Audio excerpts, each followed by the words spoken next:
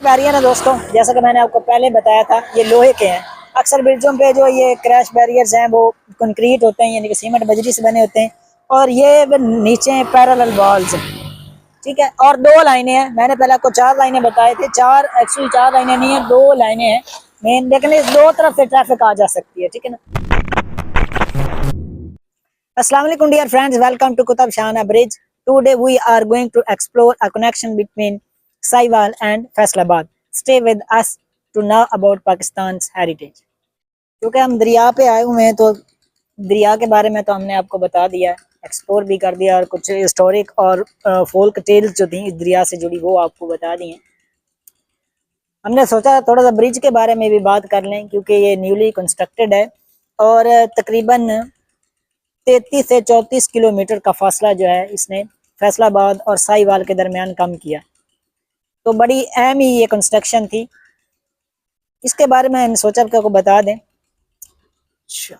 ऐसा कोई भी प्रोजेक्ट दोस्तों जो किसी भी एरिया में शुरू होता है तो वहाँ के जो लोकल MPA MNA वगैरह होते हैं उनका बड़ा अहम रोल होता है। यहाँ के जो MN थे उस वक्त, MNA उस वक्त जो थे, रजब अली खान बलोच थे। बहुत ही जानी मानी शख्सियत है, 6-7 साल हो चुके हैं उनको वफात पाए।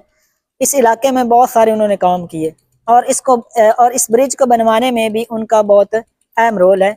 एक और शख्सियत थे मार मकबूल अहमद फतेहाना, उन्होंने बारहा अब कोशिश की, MPA के इलेक्शन लड़े, MNA के इलेक्शन लड़े, लेकिन वो कामयाब नहीं हो सके। लेकिन एक ईमानदार शख्सियत थे, उन्होंने भी इस ब्रिज को बनवाने में अपना एड़ी चोटी का जोर लगाया और अपने इलाके को सहूलत फराहम करने की कोशिश की। जब से इस दरिया के पानी की मिकदार कम हुई है, तब से इस बात पर जोर दिया जा रहा था कि इस ब्रिज को बनवाया जाए, क्योंकि जो पहले जो सफ़र लोग करते थे, मतलब दरिया से गुजरते थे, वो एक बोट के ज़रिए, एक कश्ती के ज़रिए गुजरते थे। लेकिन पानी की मिकदार कम होने की वजह से कश्ती चल नहीं पाती थी और ना ही बंदा पैदल गुजरने के काबिल होता था। तो इसलिए भी इस ब्रिज का बनना इंतहाई ज़रूरी था। और एक तो साहिवाल और फैसलाबाद की जो मुसाफत है उसमें काफ़ी हद तक कमी आई है, अगर टाइम के हिसाब से देखें तो। लास्ट वीडियो हमने बनाया था फ्लाईओवर पे, साहिवाल फ्लाईओवर पे, जो कैनाल मेन कैनाल है साहिवाल की, उसके ऊपर से गुजरता है लाहौर रोड के करीब से। अगर उसके साथ इसे कंपेयर किया जाए तो जो उसके जो पिलर्स थे उनका डायाग्राम कम था, इन पिलर्स का डायाग्राम ज़्यादा है। अलबत्ता वो पुल ज़्यादा लेंथी है, तकरीबन 1.5 किलोमीटर जो है वो लेंथी है, फ्लाईओवर है। और ये जो ब्रिज है ये तकरीबन 500 मीटर ज़्यादा लेंथी होगा और इसके जो पिलर्स की तादाद है वो ऑलमोस्ट 25 यानी 25 है, जबकि उसके पिलर्स की तादाद 40 से 50। इसकी स्लेब्स जो हैं बिल्कुल फ्लैट हैं, ठीक है ना। उसकी स्लेब्स जो हैं वो कह लें कि स्लोप थी, ठीक है ना। और जो बीम्स हैं इसके ज़्यादा स्ट्रॉन्ग और बड़े हैं। अलबत्ता चौड़ाई में थोड़ी ये कम महसूस होती है ब्रिज उसकी निस्बत, उस फ्लाईओवर की निस्बत, लेकिन इसके जो बीम है वो ज़्यादा बड़े और मजबूत है, जिसे हम गार्डर भी कहते हैं। गार्डर असल में जो लोहे के बने होते हैं, हम घरों में की छतों पे इस्तेमाल करते हैं, उन्हें कहते हैं। लेकिन ये जो इन्हें बीम कहते हैं, लेकिन शेप इनकी वैसी ही होती है जिस तरह के गार्डर होते हैं, ठीक। री इन्फोर्स कंक्रीट पुल है, ये आप देख सकते हैं। ये जो सीमेंट और बजरी और रेत के इस्तेमाल से जो चीज़ बनती है उसे कंक्रीट कहते हैं, ठीक है। इंग्लैंड और अमेरिका में ब्रिजेस जो है वो इसी तरह की होती हैं। तो ये टेक्नोलॉजी बहुत ही एडवांस है, क्योंकि इतनी एडवांस कंट्रीज़ में भी इसी तरह की जो है ब्रिजेस बनाई जाती हैं। इस तरह के जितने भी बड़े मंसूबे होते हैं इनको शुरू करने से पहले कुछ टाइम रिक्वायर होता है। टाइम मतलब चीज़ों को मैनेज करने की ज़रूरत होती है, पहले चीज़ों पे गौर करना होता है। लोड के बारे में सोचा जाता है कि ये पुल कितना लोड बर्दाश्त कर सकती है। मटेरियल को चुना जाता है कि किस तरह मटेरियल कितनी स्ट्रेंथ प्रोवाइड कर सकता है, किस तरह का।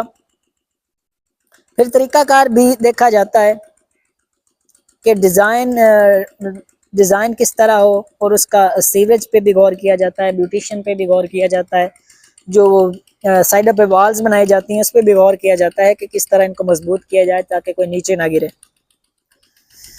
हबीब कंस्ट्रक्शन सर्विस ने इसका ठेका लिया था, जिसकी बुनियाद बाकी इसके जो है क्या लें क्रैश बैरियर्स हैं जो या पैरेलल वॉल्स साइड पे लगाई जाती हैं ब्रिज के, वो भी आपको दिखाएंगे। लोकेशन बहुत अच्छी है और ये जो पैरेलल वॉल्स हैं ये कंक्रीट नहीं है बल्कि लोहे की बनी हुई है इस ब्रिज की, वो आपको दिखाएंगे थोड़ी देर बाद। और 2013 में अप्रैल 2013 में इस पर काम शुरू हुआ और इसका इफ्तिताह इस वक्त के वजीर आला शहबाज शरीफ साहब ने 2016 में किया। अब वो पाकिस्तान के प्राइम मिनिस्टर हैं, लेकिन 2013 में वो वजीर आला पंजाब थे। इफ्तिताही तकरीब में जैसे मैंने आपको पहले भी बताया कि यहाँ के MN रजब अली खान साहब जो वो भी मौजूद थे। ठीक है, इसे कुतुब शाहना पुल भी कहते हैं क्योंकि जो ये एरिया है वो कुतुब शाहना है, तो इसलिए इस एरिया के नाम से इस पुल का नाम है। इसकी लंबाई तकरीबन 500 मीटर है यानी 1640 फुट और चौड़ाई 33 फुट है।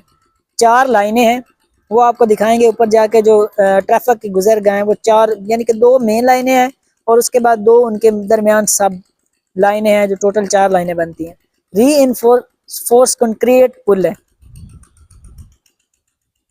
बैरियर है दोस्तों, जैसा कि मैंने आपको पहले बताया था ये लोहे के हैं। अक्सर ब्रिजों पे जो ये क्रैश बैरियर्स हैं वो कंक्रीट होते हैं यानी कि सीमेंट बजरी से बने होते हैं और ये नीचे पैरेलल वॉल्स हैं। ठीक है, और 2 लाइनें हैं। मैंने पहले आपको 4 लाइनें बताए थे, 4 एक्चुअली 4 लाइनें नहीं है, 2 लाइनें हैं मेन, लेकिन इस 2 तरफ से ट्रैफिक आ जा सकती है। ठीक है ना, तो लाइनें जो हैं 2 हैं बुनियादी। ठीक है, और ये लाइट्स लगी हुई हैं, लाइट्स का ऊपर सिस्टम है और ये है सीवरेज सिस्टम यानी कि पानी की निकासी के लिए। बस me Muhammad Adnan and you were watching Info with double A. If you are new on our channel, please subscribe it, share the video and hit the bell icon to keep update yourself. Please join us next time as we may explore more of such places